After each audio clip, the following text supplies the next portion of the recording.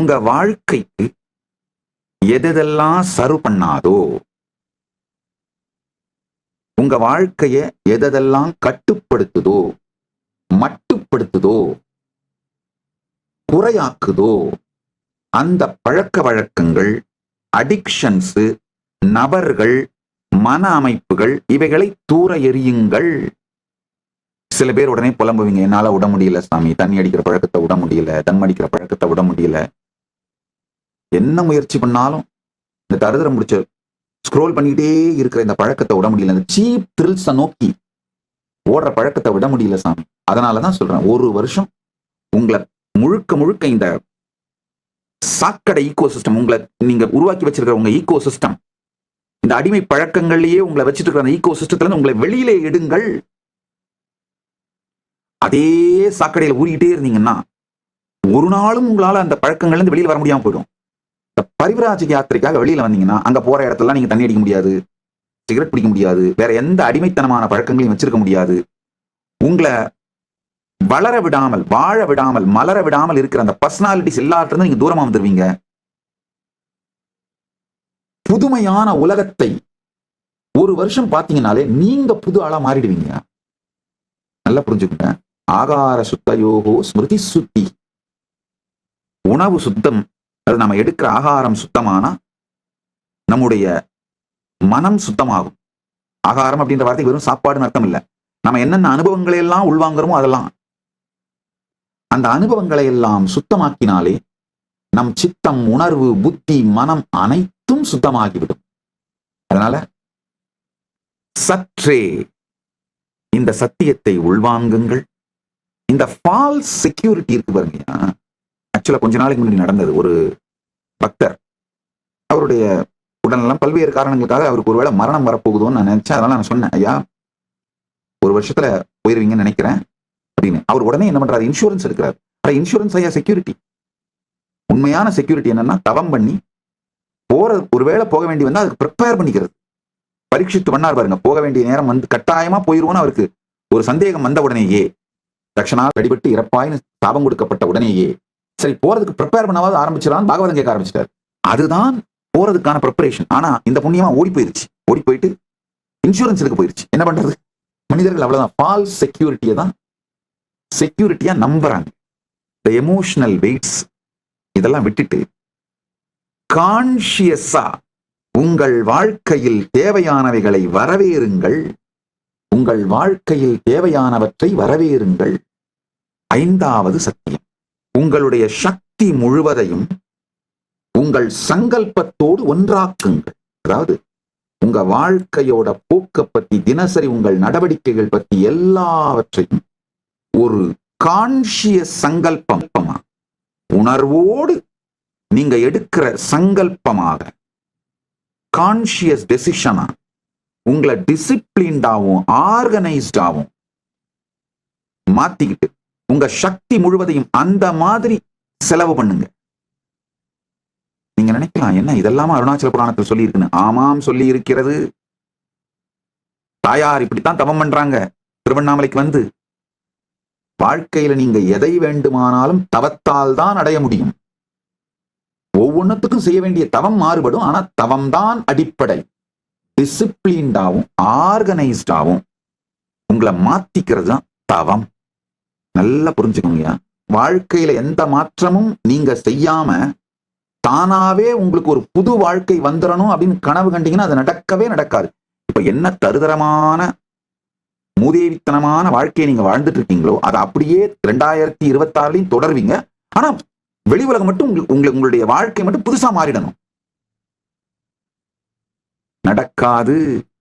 நீங்க கான்ஷியஸா உங்களுடைய செயல்களை, சிந்தனையை, உணர்வை, உயிரை, உயிரின் உயிர்ப்பை, உயிரின் போக்கை மாற்றினால் மட்டும்தான் உங்கள் வாழ்க்கை மாறும். அதனால காலையில நீங்க எந்திரிச்சு யோகா பண்ற ஒவ்வொரு நாளும் உங்களுடைய வாழ்க்கையை நீங்கள் அடைய வேண்டிய குறிக்கோளை நோக்கி முன்னேறுகின்றீர்கள். இழுத்து போத்திட்டு காலையில பிரம்ம முகூர்த்தத்துல எந்திரிக்காம நீங்க தூங்குற ஒவ்வொரு நாளும் உங்கள் வாழ்க்கையை சீரழித்துக் கொண்டிருக்கிறீர்கள். ஆழ்ந்து கேளுங்கள். அதாவது ஒரு நாள் மோட்டிவேஷன்ல இன்ஸ்பிரேஷன்ல சரி நித்யானந்தர் சொல்லிட்டாரப்பா, இவர் சொன்னா ஏதோ இதுல உண்மை இருக்குன்னு. ஒரு நாள் எந்திரிச்சு 2 நாள் எந்திரிச்சு ஓடிடுவோம், செஞ்சிருவோம்.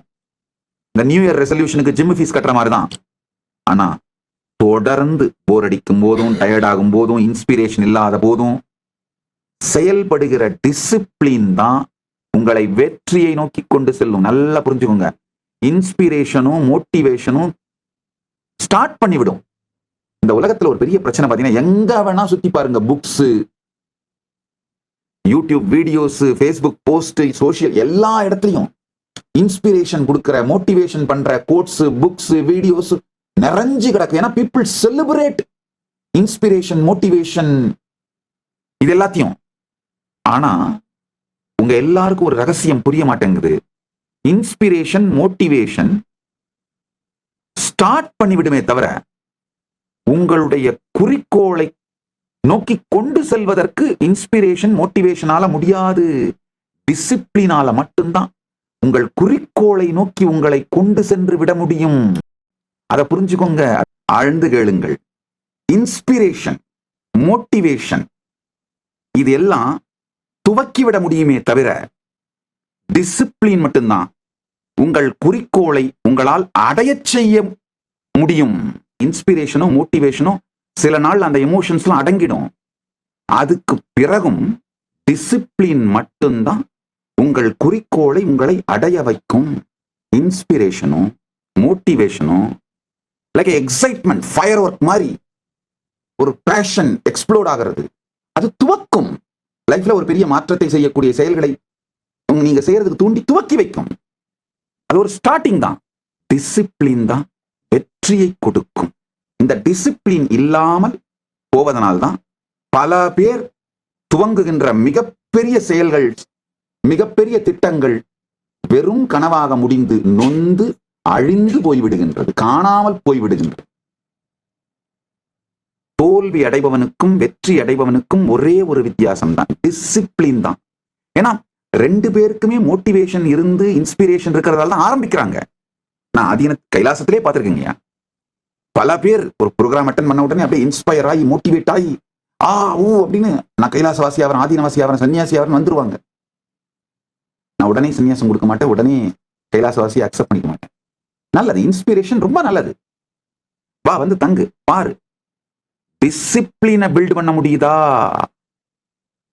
அப்ப மட்டும்தான் கைலாசவாசியை அக்செப்ட் பண்ணிப்பேன், சன்னியாசம் கொடுப்பேன்.